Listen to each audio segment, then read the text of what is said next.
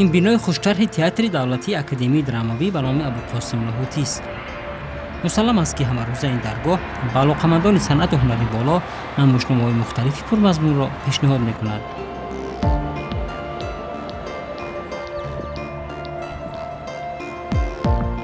اگر گزارتان به تالار زیبای این بنا افتد، حتما در ردیف نمونه‌های برجسته صنعتی تصویری کشور چشمتان به عکس هنرپیشگان شناخته گذشته و امروزه وامیخورد که بهر رشد و نموی صنعت تئاتری مملکت سالانه طولانی خدمت کرده‌اند و می‌کنند. عکس قهرمان ما، هنرپیشه خلقی تاجیکستان، بانوی واقعا هم شناخته و هنرمند مریم ایسایeva در ردیف دیگر هم پیشه‌هایش یک گوشه این تالاری بر هوا را زیب می‌دهد. اصل مریم ایسایeva با معرفی زیادی احتیاج ندارد و تا امروز عمرش را صرف پیشرفت صنعت و هنر نموده است. میگوید که تا این زمان از هر قهرمانی آفریده‌اش می‌آموزد. راستی گپ زنم به سوال شما هم همین گفتنی بودم که اکثر من خصلت‌های خوب از قهرمان‌هایم آفریدم. اولین قهرمانی که من در صحنه در اثری ملی آفریدم این اراده زن اعظم صدقی موجوده نظامова بود. اراده زن، انا اراده من از همون وقت مستحکم شد. البته در عالم بچگیم، نورسیم، در مکتب خانیم همیشه من به خودم سرطلب بودم. همیشه من از کاری کردگیم راضی نبودم. و عجیب بودش که همین روزهای نزدیک من فکر کردم که برای چی من دهود به کلام شدم. خیلی بسیار ناحیه ها با پدرم به کار تعیین می شدن. ما از این ناحیه به وی ناحیه میکوچیدیم. مادر که بیچارم گریه میکردن که آخی کی ما یک جا با مسکن میگیریم فقط رنگی لولی ها برین میگوین یا جوگی ها برین فقط کوچ منچی شدیم. هم خیلی دیگو طبقه گرفته کورپچه برداشته. همین لحظه هیچ فراموش نمیکنم. در صحیفه هنری تئاتر تاجیک خیلی نقش زیادی دارن. برای آن که مریم ایسایeva نسبت کسب خود خیلی سخت گیرن، خیلی مهنت میکنن. من راستی یاد ندارم از اون وقت خود را میشناسم همین بسیار نام زیبا مریم ایسایeva و من ایسایeva ها گمانم که از کودکی میدانم. با شنیدن همین اسم مبارک مریم ایسایeva اینقدر نقش ها پیش نظر می آید از فیلم نامه ها، از فیلم ها، از نمایش ها. از میان این بزرگایی که در کودکی مرا محو کرده بودند یکی از خاصه هاشون مثلا نه اینکه افتخار سلام دادن هست بلکه افتخار هست که در کنارش با هم بازیگر باشه. از کودکی شیفته صنعت بود. بخصوص به یاد می‌آورد که سالهای دبیرستانی بیشتر تماشای کینو و تقلید به قهرمانان آنها را دوست می‌داشت. آن سالها برای کینو رفتن این باید که آدم تیاری بیند. ما که در دهات فقط امکانیت کینو تماشا کنی داشتیم. یک تا کلوبی تابستانه بود در کجایی که نباشد، یک تاش زمستانه آن هم باشد خوردکک. ولی همین قدر مردم آمدن نوبت استاده همون چیپته میگرفت و در آمدن به خود همون کلوب این یک نمیدونم گویا که همون یگون خوراک بهترین غذای بهترین تو استفاده میبردگی برین. حقیقتا هم خیلی فکر کنم اگر غذای بسیار هم ضرور برای انسان غیر از نوشیدن، خوردن، پوشیدن این غذای معنوی است. وقتی که غذای معنوی تو بسیار هم سرشار، رنگ و رنگ، سرقیره هم خیلی می باشد جامعه هم دیگر خیلی می شود از نظری تو. و برای چی من این سخنها رو گفتم در همونجا می دیدم فیلم‌های امریکایی انگلیسی بسیار بود. زبانی روسی با ترجمه کردگی وای سر و لباس ها وای هنرمند ها چه خیلی می بازیدن. و منظره های بسیار هم عجایب رو تماشا میکردیم و من به خانه می آمدم و وقتی که هیچ کس نباشد اگر نغز می دیدم، وقتی که مادرم قطعی اپا ها مهمانی می رفتن من خودم طاقه می ماندم، بعد صندوق مادرم استیکک می کشدم و بعد یگون متوی دراز گرفته و فیلم بدیدم که خود خیلی لباس های زیباش، بعد خیلی خودم به پیچونده آینه و بسیار نگاه میکردم. بعد یک بار اوچم مادر کلونم دیدن و گفتن که مایرام جان این آینه به اینقدر بسیار نگاه نکن، راهی دور به میفرویی. اینا بینید همین گپشون راست برآمد حقیقتا هم. بعد من خونده آرزو کرده به خود مسکو به خواندن رفتم. اما عجیب که با وجود شیفته هنر و صنعت بودن هیچگاه آرزوی صنعتکار شدن نداشت و گذشته از این صنعتکاری رو کسب جدی حساب نمی‌کرد. من هیچ آرزوی هنرمند شدن نداشتم. من بسیار دخترک جدی بودم و میخواستم حقوق شناس شوم. برای این هم سبب بود. یک دخترک کشته شد. در مکتب ما میخوند. وقتی که پخت‌آباد بودیم و بسیار قصه بسیار هم سنگین است، ولی همه چیز رو پوش کردن. ما همه چیز میدونستیم. بعد من گفتم که من حقوق شناس میشم و از روی عدالت حقوق انسان برایش مبارزه میبرم. غیر از این وقتی که به دوشنبه اومدم و در اینترنت خواندم، برای اینکه اون وقتا 8 ساله بود تا ختم کردن صنف 10 من در کروژوک معماری یعنی که آرکیتکتوری ظهوروف کتی همون با دیگر بچه ها بودن رفتم مشق میکردم و باز عشقم به آرکیتکتور بود. ساختنی هیکل ها، ساختنی بیناها، زیبا شکل شهرها باید چخیلی شود. و جلوی صنعت رفتنش رو تصادف و امر تقدیر می حسابد، ولی امروز از این تصادفی برایش رخ داده هیچگاه پشیمان نیست.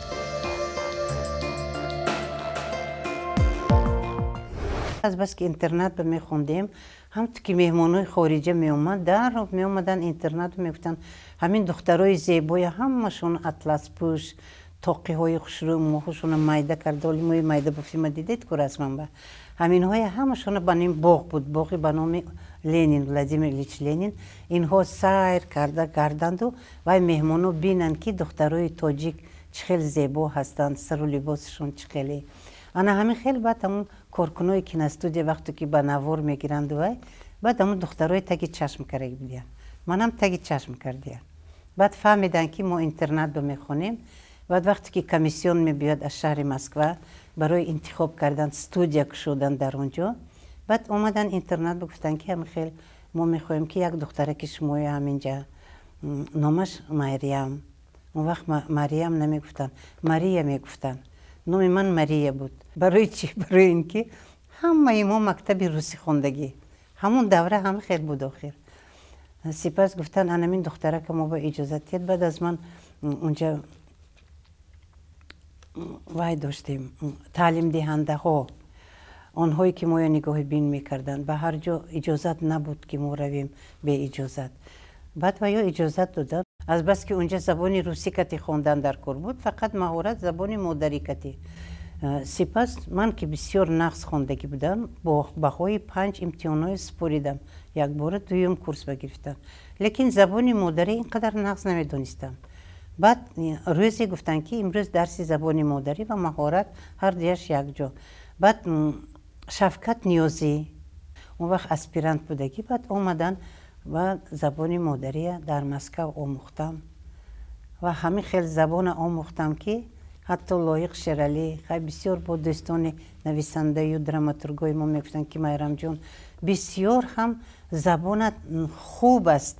بعد من میخندیدم، میگفتم آخر برعکس من اینقدر خوشروی گپ زده نمیتونم با زبان مادری، من روسی خوندگی حالا هم باشد برای من از یاد کردن متن بسیار مشکل است. من اول روسی فکر میکنم، در ترجمه میکنم به زبان تاجیکی. سال اول تحصیل سپریش را باشد هم پدرش هیچ آگاه نبود که دخترش در مسکو در ساحه هنر تحصیل میکند. این بود که خواست دیگر پای ادامه خواندن نشود. گپ در اینجا که وقتی که دویم کورس تمام کردم و بعد رخصتی به کانیکول میگفتیم دوشنبه به اومدم و اول ترسیدم، جرئت نکردم به پدرم گویم که خیلی، لیکن نمیخواستم صنعتکار شدن، برای من این کاری جدی نبود. بعد جرئت کرده، بعد یک دو روز موندنش باید که سفر بکو برای مسکو. بعد پدرم به ترسیده پدرم بسیار سیاستشون بلند بود در خاندان، در تربیه، همه طرفه. بعد گفتم پدر جون، دادو جون، گفتم من یک چشمو بگفتنی، لیکن شما خفه نشوید، من دیگر نمیرم خواندن مسکو با. بعد وایو حیران شدم، گفتم برای چی دخترم؟ من گفتم که اخیرم خیل من همه خیل بردن، من دیگر اینستیتوت میخواستم و یا من توجیک دختران نمیرسد، گفته اینستی صنعت بگذروندن، من مجبور خوندم، لیکن من باید که من هنرمند شوم و هنرمند ارتیست میگفتن، باید ارتیست شوم. من نمیخوام ارتیست شدن، من اونیورسیتت به داخل میشم، حقوق شناس میشم، یوریست میشم. و پدرم همین خیلی سکوت کردن، اکو تو وای سکوت تمام شد، وای سکوتی اکادمی بود است. وقتی که تئاتر رو بعد کار کردم گفتم اوه پدرم آدمی زور بود، یعنی خیلی سکوت های زور نگاه می داشتن. بعد گفتن که دخترم درخت یک جا می سبزد، تو به اجازت ما خواهش خودت کردی رفتی مسکو، با آدمو آرزو میکنن که در مسکو خونن، یک بار مسکو بینن، خواندنت بهای الله کتی، یک بار دویم کورس بتیا گذراندین. برای همین هم اکنون تا آخره نقص میخونی و بختت انا همین جا پیدا میکنی. این دعای پدرم بود است و من خود سخت طلب کرده. بعدی دو روز وقتی که پاییز از پختابود هم میگذشته، هم کورسای من علاقه از وقت استالیناباد بود، اینجا از استالیناباد ششته، بعد پختابود به پاییز خیلی می ایستاد. بعد پدرم گسیل به برآوردن و فربی بودم 75 کیلو، همین خیلی دختری به ضربه بودم، موام مایده با فکر. بعد هم خیلی منو برداشته پاییز بشینوندن، هیچ گفت فراموش. من خیلی شرم کردم که پدرم من هم خیلی برداشته پاییز بشینوندن. این قدر پدرم ما دختراشونه نقص میدیدن. ما 10 فرزند بودیم، 5 دادرکام و برادرام اکوای کلونم وفات کردن و یک تا خواهرکم کتی. عمر ما دخترها دراز بود است، ما در حیات موندیم و برای همین بسیار وقت میگفتن که ایسایوف همین یک تا بچه نداری، یک پسر نداری، یک تا پسر ندارید دیگه. بعد جواب میدادن خواه مادرم خواه پدرم، من یک کوکولی فرزند دخترم با 100 تا پسر آلیش نمی کنم. مادرم میگفتن که اوه این دخترای من شیر. انا این خیلی عباره ها کتی مویا بهایی بلند میدادن. لیکن ما هم 5 خواهران تمام آن خدمت هایی که باید نسبت پدر و مادر، بابای و مادر کلان بودنش در کار از جانب فرزند همش اجرا کردیم تا آخرین لحظه های حیاتش. مسلم است که پس از تحصیل گروه آنها را برای پیشبرد فعالیت ایجادی به تاجیکستان روانه نمودند. شهر لنیناباد خوجندی امروزه آغاز بخش فعالیت ایجادی آنها گردید. از سوی دیگر اکنون خواهرش سیرم که شفته کسب مریم شده بود، خواست به پیرهی فعالیت خواهری بزرگش رود. اون وقتا بعد ختم کردن هر یک انستیتوت علاقه راه خط میدادن که با فلان جا شما باید رفته کار کنید. راه خط ما به لنیناباد اون وقت میگفتن تئاتر پوشکین، تئاتر به نام الکساندر سرگیچ پوشکین، تئاتر موسیقی دراموی. ما همه 22 نفر همینجا با کار یعنی که فرستاده شدیم.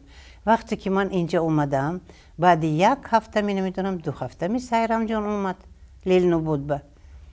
بعد من در حیرت شدم، من گفتم که سیرم جان چی به تو اینجا اومدی؟ گفت من اکتریس میشوم، شما برین میشوم. گفت همون سالی که من داخل شدم آنها در تئاتر به نام پوشکین کار میکردند و وقتی که ما داخل شدیم من، اسلام سلاموف و میرم کریمова نزد اپم آمدیم که اسلام سوام خودشان از همینجا. و اولین سپکتاکلی که من دیدم همراه مایا کمالوف، فاطمه غلامова، майрам исоева، тамара عبدالشکورова، این سپکتاکل نورخان بود. انا میخیل عشق صنعت از مکتوب‌های من، از بازی من، از سخن‌های من به دل سایرام جان جا شد.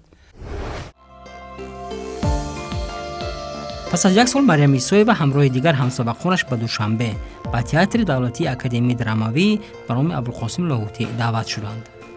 باید گفت که تقدیر منبعه مریم اکنون دائما به شهر دوشنبه و این تئاتر آوازه‌دار پیوست. از ابتدای فعالیت برایش اجرای نقش‌های دشوار را پیشنهاد کردند و سربلندانه توانست از امتحان استادان برآید. نقش اولینی که در دراماتورگی تاجیک من نقش آفریدم این اراده زنی اعظم صدقی بود. لیکن وقتی که اولین بار قدم گذاشتم و همین صحنه به آمدم، اون وقت میتیلمن سرریژیسور این تئاتر بودگی، اون کس علاقه کاری اتلیا سر کردگی بودن. در صحنه محمد جان قاسموف، اصلی برخونوف، خیری نظر و خیلی اکتورای نامی مشق میکردن. بعد ما که اومدیم اینجا این آرزوی درینه میتیلمن بود که همین استودیا پورا باید که همین تئاتر بیاد. بعد به من در گفت که مریم ти будешь играть роль Эмилии. من حیران شدم. من گفتم как роль Эмилии؟ да گفت вы گیتیش закончили. بعد شوهر ما اصلی برخونوف بازی میکردن، اون وقت ارتیست خلقی بودن، بعد اتفاق سویتی شدن. محمد جان قاسموف در سیمای هتل خیلی ارتیست اتفاق سویتی. همین قدر لرزه به در اومدم. من گفتم این چه خیلی من بر اومده در قطار آنها باید همین خیلی سیما در کلاسیکا در شکسپیر باید که سیما آفرم. وقتی که به صحنه بر اومدم از این طرف هم اصلی برخونوف، از این طرف هم محمد جان قاسموف که بعد من دختر خواندگی بودن، بعد اومده آویستی که میگفتن که میرم جان تو جسور شو، تو من این خیلی سیپو شو فلان. من آخی اصلی برخونوف این در حیات منم، لیکن این یگوی من بازی میکنم. شوهرتم من بسیار آدمی بدکردار هستم گفته. از این طرف رژیسور میتیلمن هم تو میبرمدن و گوشم به یک سخن میگفتن و میگفتم من فهمیدم شد. این لوچیم بر این پریده همین ابرز بازی کردگی بودم.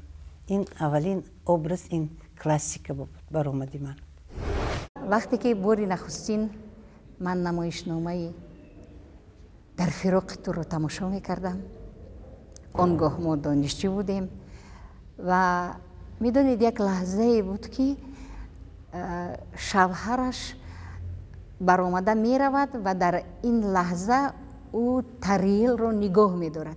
اثر گرجی بود در فراق تو و وقتی که اجرا میکردن نقش رو با ما دانشجویان چنان تاثیر میکرد که بعد از این نقش تهمینه، ببینید تهمینه رو چگونه آفریدن مریم عیسویeva.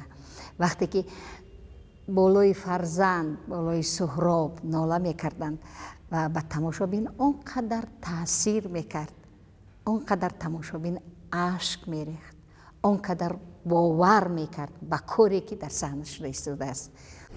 امروز زاد روزی پدر در وقتی زنده بودن هر کس به سیمای مریم عیسویeva نظر افکند بیشک در تصورش یکی از بهترین آفرندگان سیمای حقیقی ما در پیش نظر می آید. خود قهرمان ما به یاد می آورد که هنوز از ابتدای فعالیت و زمان دانشجویی برایش غیر چشم داشت آفریدن سیمای زنانی کلانسال را پیشنهاد کردند. نخواد که برای خانه مال و چیز شما جنجال کنه. سال 1966 من در دانشکده معلمینی به نام تراس گریگوری شفچنکو در فاکولته زبان و ادبیات میخوندم و به تئاتر همچون کارگری صحنه آمدم. همون وقتی که من به کار سر کردم، همون وقت نمایشنامه خیلی جالب غنی عبدالله، رستم و سهراب رو از روی شاهنامه بیزوال روی صحنه می آوردن و مریم خان آن وقت خیلی جوان، دخترک خیلی جوان، نقش تهمینه را اجرا می کردن و با این هرچند همان وقت زنهای خیلی کلانسال هم بودند، کم نبودند و باور کردند به دخترکی، حالی من گمان میکنم عنوانم نداشتن، باور کردن این خیلی نقش. من اکنون با مرور گذشتن سالها میفهمم که بهتر از مریم همان وقت این نقش هیچ کس اجرا کرده هم نمیتوانست و شاید برای همین کارگردان این کس انتخاب کرده است. با من حقیقتا هم بسیار بر وقت این خیلی سیماهای برای آفریدن باور کرده سپاریدن و من البته سیمای اولینی بازی کرده من در سپکتاکل دیپلومی کمبغلی ابنی رول ارینا مادر کلون 70 ساله کمپیر بود. من همینقدر گریه کردم، گفتم من این رول بازی نمی کنم و من چخیل این کمپیره که بازی کنم. بعد استادم یک روز بعدی مشقمو خانه گرفته بود، همه خیلی خصلت‌ها داشتن، آنها رنگ مادر و پدر بودن موبه، هرچند که ویها روز زبان بودن مهرشان به استودیوهای ملی بسیار هم کلان بود. بعد گفتن که مریم تو این سیمای بازی کنی اگر از ودایش برای، پس تو همه سیماهای بازی کرده میتوانی. تو نقص فکر کن که همه خیلی کمپیره که در کجا دیدی، راه گشتنی ویا، نگاهی ویا، همه این چیزا باید که تو پیدا کنی. حتی صدایت باید دیگرگون شدنش در کار. بعد من فکر کردم و بعد مادر کلانم به یادم آمد، برای که من بسیار وقت خدمت مادر کلانم میکردم. شبها در نزدشون خواب میرفتم. اون که 3 پسر داشتن، هر 3 پسر، 2 پسرشون، پسر خردشون حالی خردسال بود، یعنی 15-16 ساله، احمد جان، 2 پسرشون جنگ ببرده بودن. از جنگ بینام و نشان، فقط انتظاری مکتوب بودن و من خصلتاشون رو میدیدم چخیل و یا وقتی که خطکشان میبیاید از دور و یا چخیل همین خیل لرزان و همین خیل هراسان انتظار میشدن که کی وای خطکشان خطا میبرارد میخواند یا که من وای خطا میخوانم. بعد معلوم میشود که هنوز هیچی معلوم نیست، آنها زنده هستند، در کجا هستند. بعد میشیشتن، همین خیل خیال میکردن، گریه میکردن. انا همین مادر کلانم رو پیش نظر آوردم و هم گریستم و هم فکر کردم و هم راهگردیشونه، هم گپ زدنشونه، هم مردیشون، هم جسوریشون، هم قامتی راستشون، هم قامتی خمشون کدام لحظه چخیل میشه. انا در همون سیما آفریدم. وقتی که من این سیمای آفریدم، شفقت نیازی آمدند، پشت کلیس بود حالی آمده بوسه کردن، همه حیران، هم کرسو چی گپ این شفقت و یوش بدن آخه. وقتی که این اکتریسه صحنه بر آمده سیماهای مادران می آفرد، زمین و آسمان حتی سنگ اشک می برارد. این عباره هیچگاه فراموش نمی کنم. شفقت نیازی هنوز در حیات هستند. انا همین خیل تبریک کردند و انا همین خیل من سیمای مادر بازیدم. انا همین خیل تا امروز به من باوری میکنن سیماهای بزرگی مادران رو میبخشن و من با یک مهری کلان آن رو اجرا میکنم.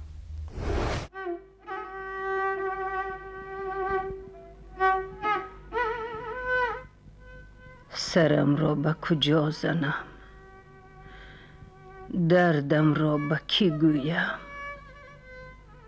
کاش در این لحظه ها شما در حیات می بودید و ستون دل ابگار من می شدید. کاش اول من جان به جبار می سپاریدم و گرفتار غضب کلین نمی شدم. دیگر طاقت دیدارش ندارم. کاسه صبرم لبریز شد. شاید پسری یگانه‌ات را زنده یتیم کنم. نه تنها در ابرز بلکه بسیار دوست می داشتم شعرهایی که به مادران بخشیده شده است، شاعرهایی که به وصف زن، مادر اشعارشان را بسیار هم در سطح بلند افاده می کردند. مکسیم گورکی گفته است بسیار بلند در خصوص مادر: مادر آفرنده حیات، آفرنده زندگی. در حق او چه قدری که ننویسند، چه قدری که او را ستایش نکنند، باز هم کم است. آنها بالاتر از این ستایش هایند. تعظیم میکنیم به مادر که به ما هم ارسطو، هم سعدی کلامش چون عسل شیرین، هم خیام، هم اسکندر، هم هامر نابینا را به دنیا آورده است. و هنگامی که قد هر کدام آنها از لاله بلندتر نبود، مادر دست آنها را گرفته به عرصه حیات برآورده است. شما از آنها پرسید، آنها خواهند گفت ما که به دنیا نو به نو شاعر و قهرمان ها می آفریم، ما از مرگ پرزورتریم. حمد و ثنا باد در عالم به زن، به مادر، به چشمه خشک نشونده حیاتی مظفر. با لایق گفته است یک چند مصرع میخوام از این شعری لایق به وصف مادرش، به وصف مادران گفته است: بوی نان و بوی جان و بوی پستان، بوی گلهای بهاری بچگی، بوی شیر گرمی نو دوشیده می آید زی دستان تو مادر. در رخت آژنگ ها چون سطری شعر زندگی، آفرین خوانند بر عزم و به ایمان تو مادر. پیر گشتی، شعله حسنت برید، آفتاب زندگیت بر سری کوهی رسید.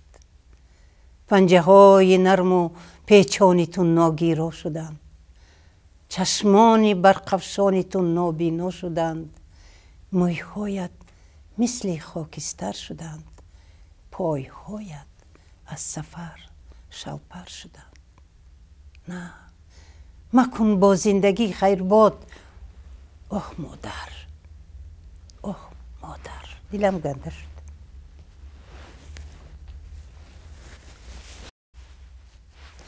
مادر قیمت‌ترین چیز.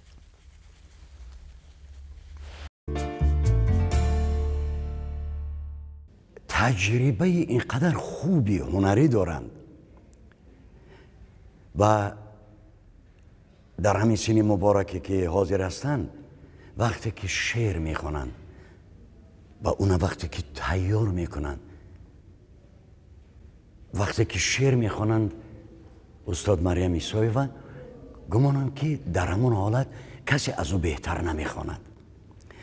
در نقشای اینقدر خوب با عمق نقش می روند، چون که بسیار مکتب خوبی هنری روس را بسیار خوب از خود کردند و یکی از پرچم برداران همین مکتب در عالم تئاتری تاجیک هستند و مایه افتخار است و به خصوص جوانانی که امروز در تئاتر هستند باید از تجربه بسیار خوب معلم استفاده برند. ما رو بشور می آورن. ای وای یاری دیه.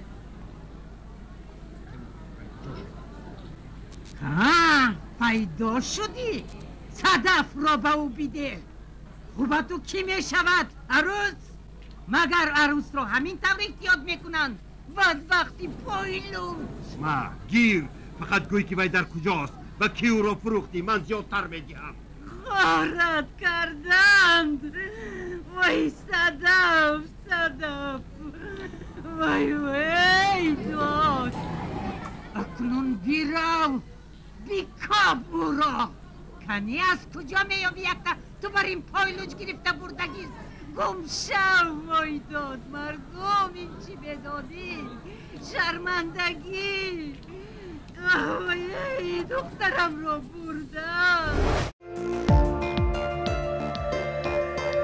مریم ایسایوا میگوید که اگر کاری را برایش پیشنهاد کنند و مقبولش نباشد یا اندیشه او را به نوبت نگیرند با آن کار دست نمیزند.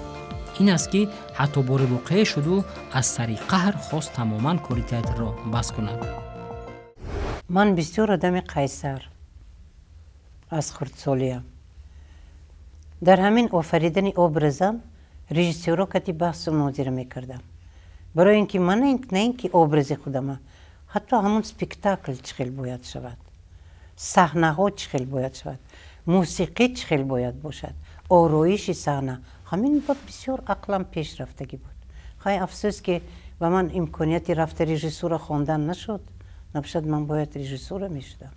لیکن با وجود آن در رژیسور بسیار کارهای کردم، بسیار چیزهای خودم نوشتم و همین خیلی شدگی بود که یک رژیسور الکساندرین گفتگی رژیسور از اوکراین دعوت شده بود سر رژیسوری تئاتر. بعد ما سپیکتاکل بنفشه به صحنه گذاشت بسیار عجیب اثری آذری گلجان من بازی میکردم در اونجا. بعد یک میزان صحنه همین خیلی نشان داد من گفتم نه من به این معقول نه، من مثلا این خیلی میبینم. و گفت که نه من رژیسور من تو همین نشان دادم تو باید همین اجرا کنی. من گفتم نه وای بدلی من نزدیک نه، من این همین خیلی میخواهم.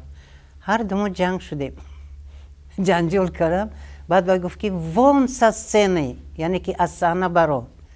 من گفتم یعنی وان سسنه تماما میروم از تئاتر. همین بر اومده رفتگیم کتی رفتم. اکنون اون سالها من رول های بازی میکردم که اون وقت دوبلور نداشتم. هر یک سپیکتاکل با رول های اساسی بازی میکردم. خیلی اینو یک بار دو بار یک چند سپیکتاکل موندین و سپیکتاکل رپرتوار نمیرود. بعد خود رژیسور قطعی دو همکورس هم خانه با آمدن، محمود جان کتی و برهان رجبوف کتی. وایها محمود جان بند بود این سپیکتاکل و برهان نه.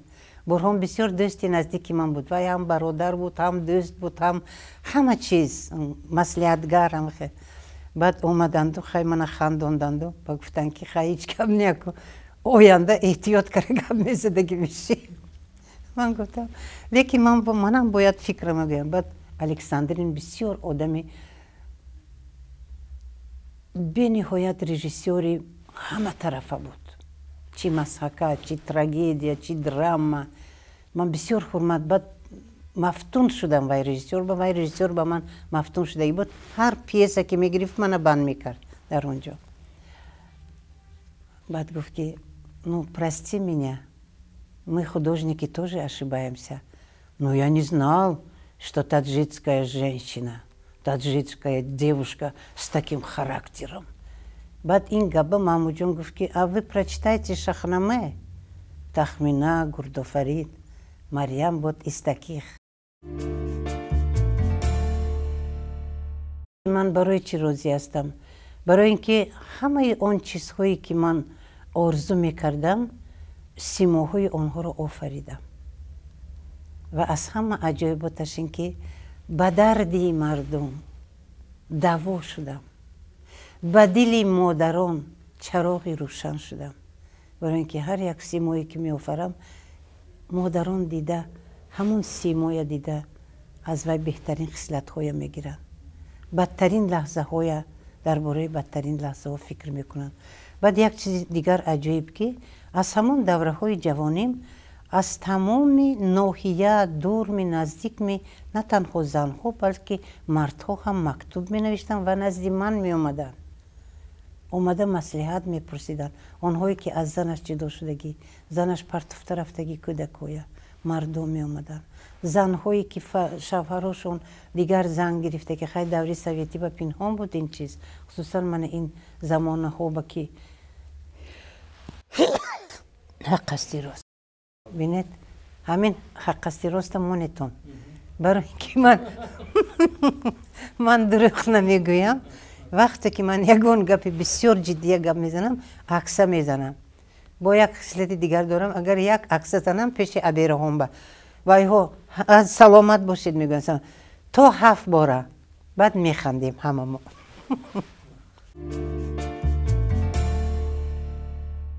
همین خیلی شما یک تنابی دلی بسیار نازک من هم خیلی چیکار کردید؟ تار زدید. من عموما از خردیم بسیار خیالی هستم. هم خیلی میروم، خیال ها منو گرفته میبرم.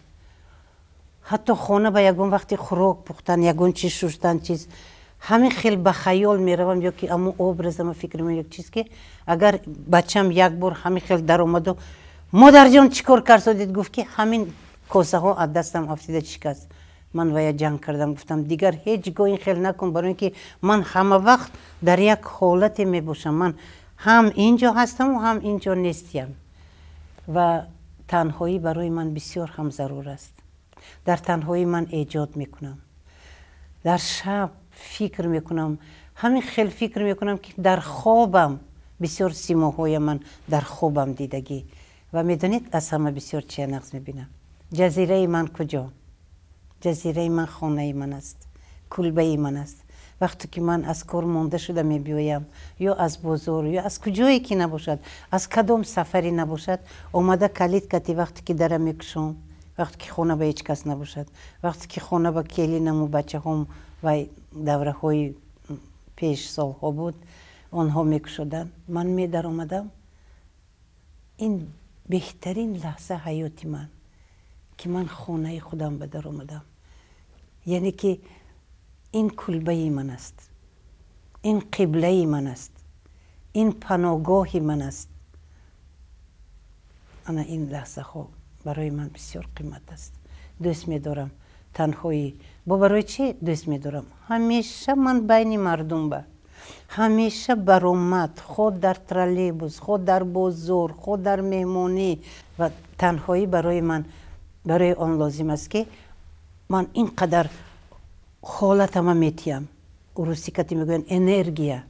خدا من با داد از این چیزا، من باید دیگر رو بتیم. اگر دیگر رو بنتیم من میکفم. برای من این خوشبختی است که تا امروز من کار میکنم. بسیار قوه های درونی من میبرورم با این چیزها.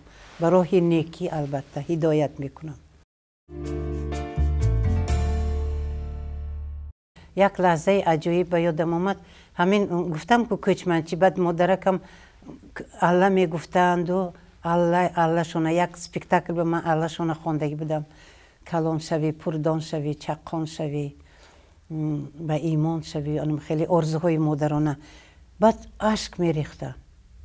بعد من آیسته من همه چیز از خردسالیم ذهن میموندم، نگاه میکردم ده.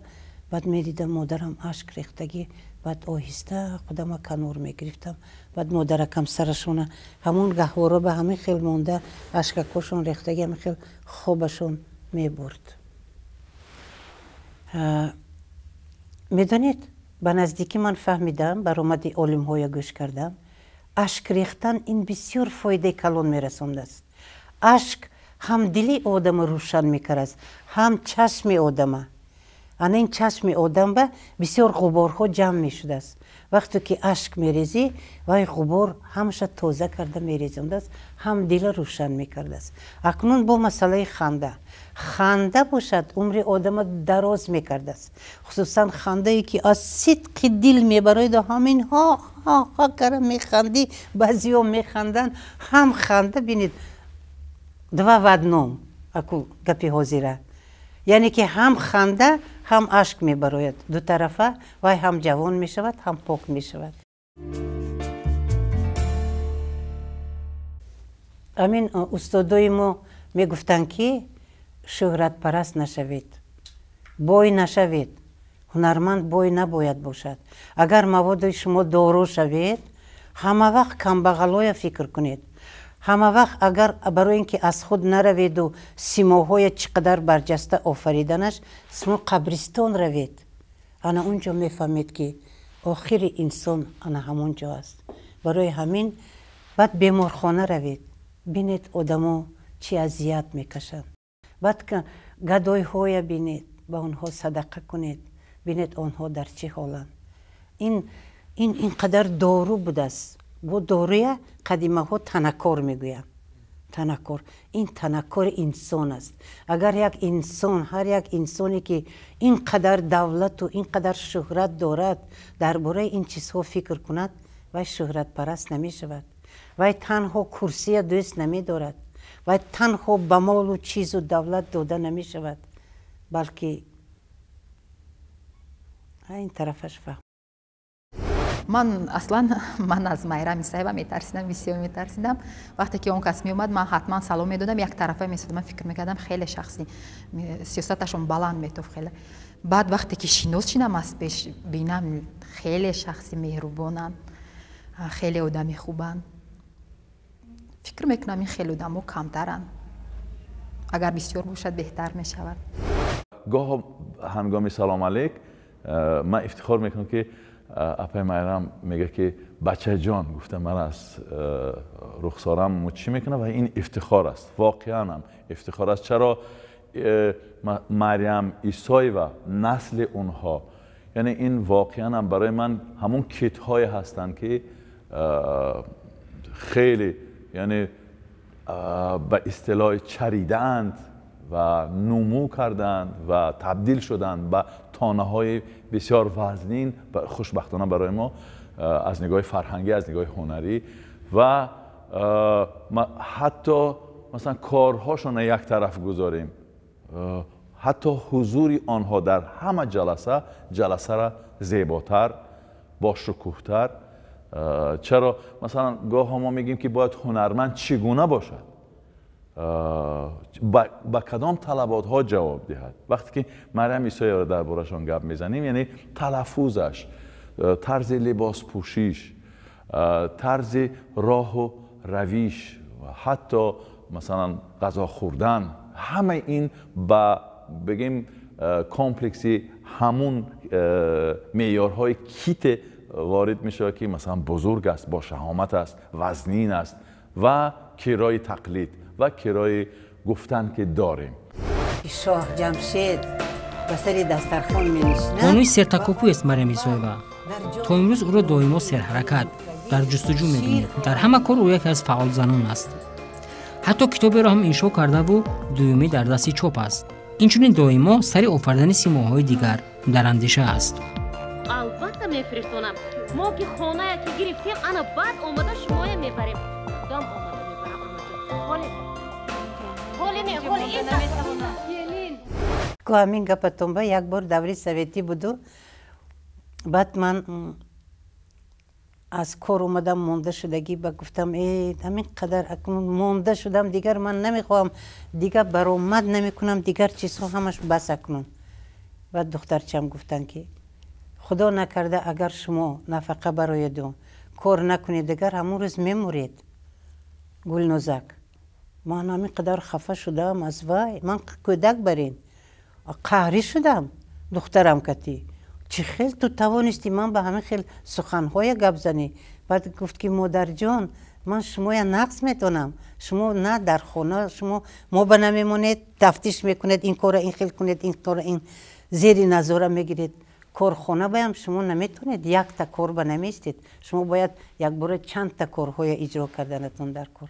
ва бинед ки духтаракам аллакай, духтуро мегӯянд диагноза, ташхиси мана аллакай додагӣ будааст духтарам.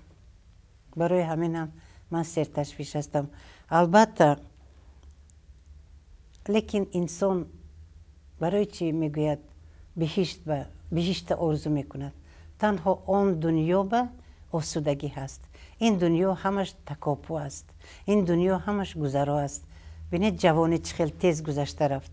ҳафта рӯз бар ин мегузарад, моҳ ҳафта бар ин мегузарад, лекин гӯё ки мо ҳамон соату ҳамон рӯзҳо зиндагӣ ба сар мебарем. ин олимо гуфтанд. ҳозир мо ҳардуямон як намоишеро ғайри планӣ рӯи кор гирифтаем. як намоише ки ин кас ҳамроҳи шодравон маҳмудҷон воҳидов бозӣ мекарданд. намоишномаи изоб و من این اثر را گرفته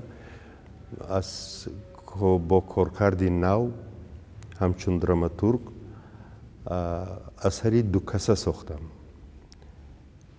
و ما هر دویمون شب و روز بالای وی کار کرده ایستادیم که این چیزه یک بار به یاد مردم بیاریم که حالا هستیم، چون که در طول سالهای آخر ما هر دویمون قریب به صحنه نبر آمدیم. شاید این هم یک سبب شود.